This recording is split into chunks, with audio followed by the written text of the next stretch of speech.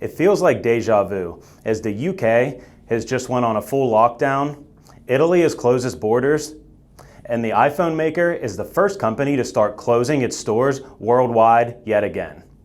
Now, this has all happened just as the US markets made all-time highs at the end of last week.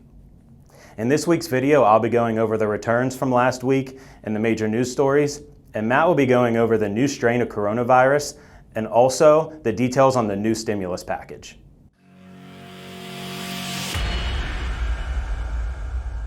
As I just mentioned, all of the US indexes made fresh all-time highs last week, as the NASDAQ and the Russell 2000 were both up over 3%.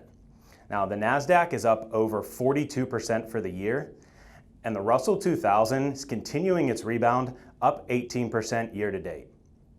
The S&P 500 was up over 1% last week and now up almost 15% for the year. And the Dow Jones was positive as well last week, now up almost 6% year to date.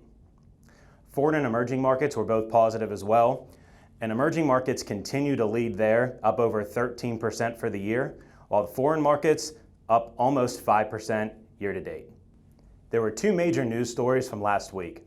First is that the November retail sales numbers came out, and there was actually a 1.1% decline in spending compared to the previous month, and that's the worst reading that we've seen since May when the rebound began.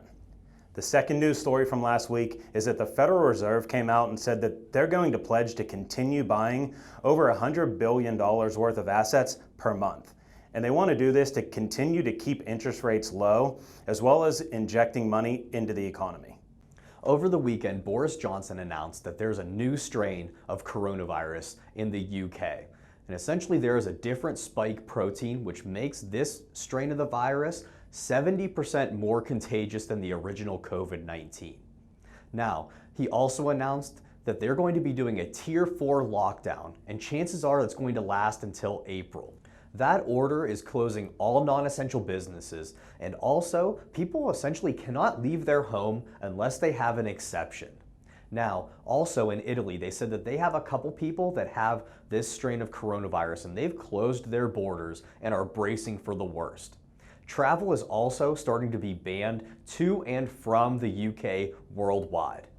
There's a really good chance that this virus has been around for a while now and is going to be worldwide. So don't be surprised if that starts to creep into the headlines here in the US over the next couple weeks.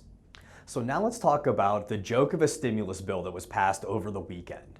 As Senator Mitch McConnell said in a tweet that the country's essentially robbed thousands of Americans from their lives, and I guess that equals $600 for everyone.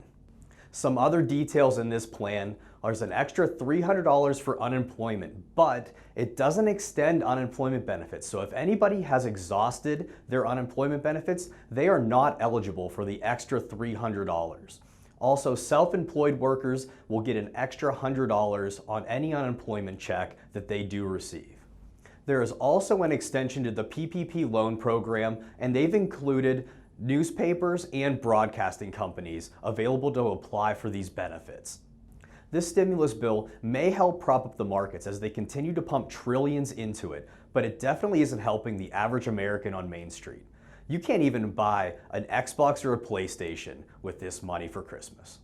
We are truly continuing down an unprecedented path where we could see, here in the United States, an economic depression while the stock market is making all-time highs.